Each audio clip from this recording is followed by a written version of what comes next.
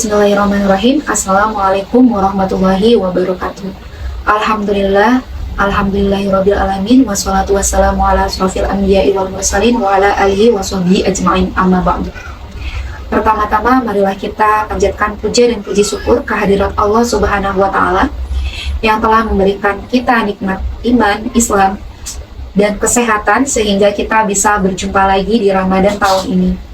Sholawat serta salam marilah kita curahkan kepada junjungan kita Nabi besar Muhammad SAW beserta keluarga, sahabat, dan umatnya termasuk kita semua hingga akhir zaman nanti. Amin amin ya robbal alamin.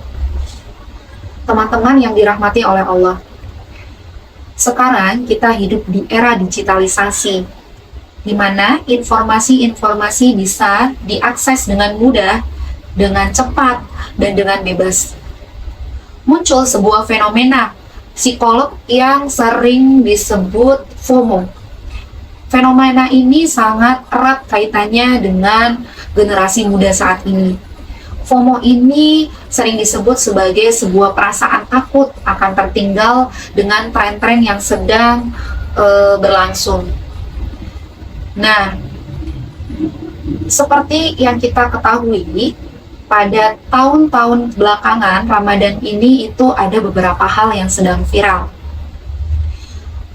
Kita sudah tahu di media sosial kita seringkali muncul konten-konten mengenai war takjil ataupun konten-konten mengenai bukber atau buka bersama dengan menggunakan dress code yang dianggap unik ataupun di tempat-tempat bukber, di tempat-tempat yang memiliki spot foto yang bagus, tempat-tempat yang mungkin dianggap viral. Nah, hal inilah yang menjadi sebuah ketakutan tersendiri bagi kita umat Islam. Dalam Islam sendiri mengikuti tren dan bersosialisasi tidak dilarang. Namun, jangan sampai hal tersebut malah menghilangkan fokus utama kita, yaitu beribadah di bulan Ramadan tahun ini. Allah Subhanahu wa taala telah mengingatkan kita dalam surat Al-Hadid ayat 20 yang berbunyi, A'udzubillahi minasyaitonirrajim. Bismillahirrahmanirrahim. I'lamu annama hayatud dunya la'ibu wa lahu wa zinatu wa tafakhurun bainakum wa takatsurun fil amwali wal aulad. Yang artinya, ketahuilah, sesungguhnya kehidupan dunia ini hanyalah permainan dan senda gurau, perhiasan dan saling berbangga-banggalah di antara kamu serta berlomba-lombalah dalam kekayaan dan anak keturunan. Maksudnya, dalam ayat ini Allah mengingatkan bahwa dengan mengikuti tren atau antusiasme dunia itu dalam Islam hanyalah sebagai perhiasan yang dapat menyesatkan kita terhadap fokus utama kita, yaitu akhirat. Dengan mengikuti tren biasanya orang-orang malah sering lupa dengan kewajiban kita di Ramadan tahun ini.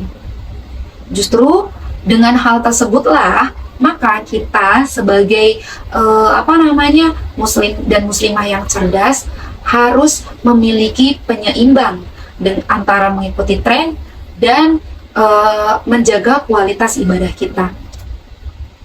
Ada 3 hal yang ingin saya bahas di sini. Yang pertama adalah memprioritaskan kewajiban di atas antusiasme dunia. Maksudnya apa? Jadi di sini itu kita jangan sampai dengan mengikuti tren malah menghilangkan kewajiban kita atau meninggalkan kewajiban kita. Alangkah baiknya kita bisa mengikuti tren zaman sekarang, namun kita juga harus dapat menjaga keimanan kita sebagai muslim dan muslimah yang baik. Saya ambil contoh mungkin saat fenomena war takjil tadi ya.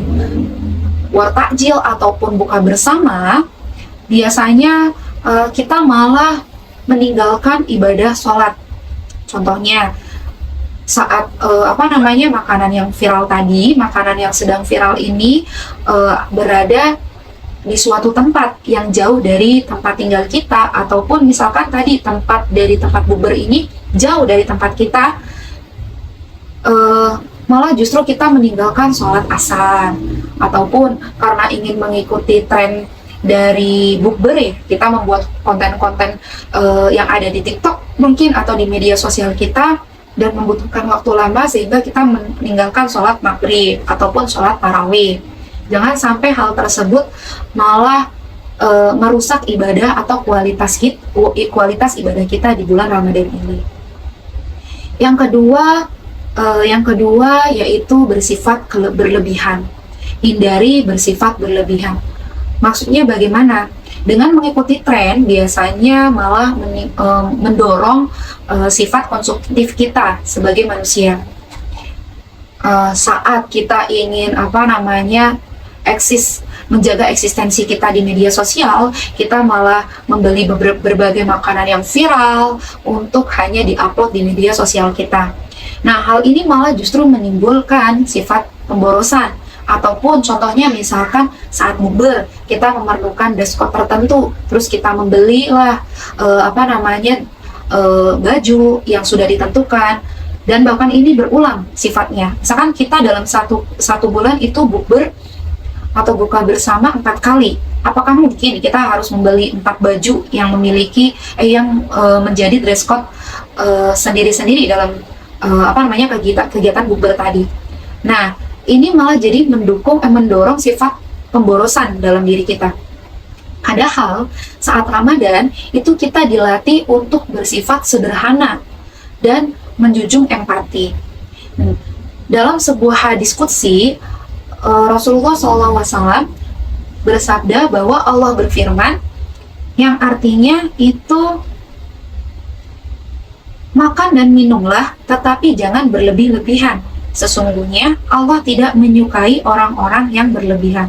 Di sini kita diingatkan bahwa sebagai seorang muslim dan muslimah itu dilarang bersifat berlebih-lebihan atau biasanya disebut sebagai israf ya.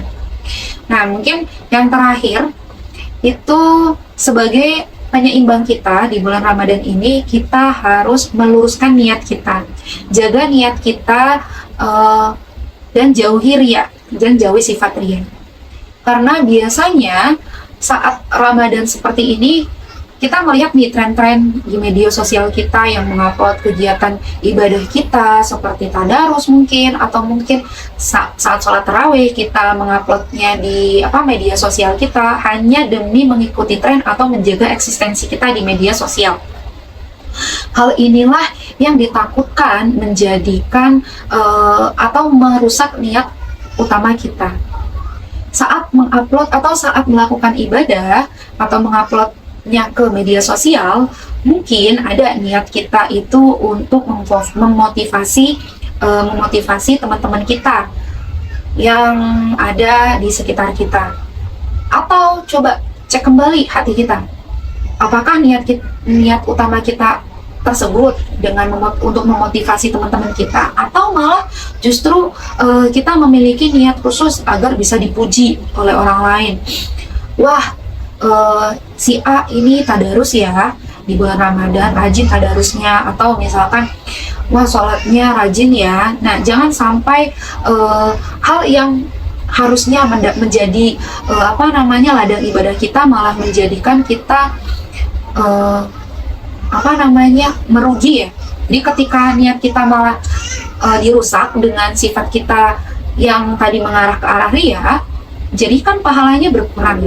Nah, di sini Rasulullah SAW sangat mengkhawatirkan hal ini, dan beliau bersabda dalam sebuah hadis yang diriwayatkan oleh Ahmad, yang artinya sesungguhnya yang paling aku takutkan menimpa kalian adalah syirik kecil. Para sahabat bertanya, apa maksudnya syirik kecil, wahai Rasulullah? Beliau menjawab, yaitu riya.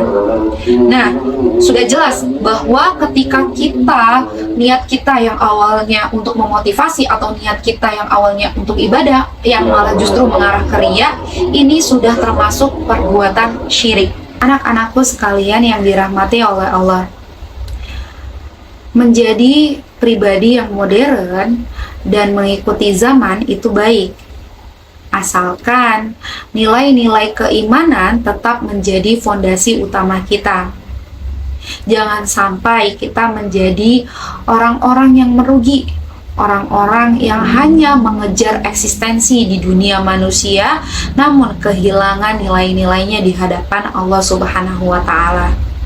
Mari jadikan Ramadan tahun ini adalah Ramadan yang memperbaiki kualitas diri, bukan sebagai Ramadan untuk ajang unjuk diri.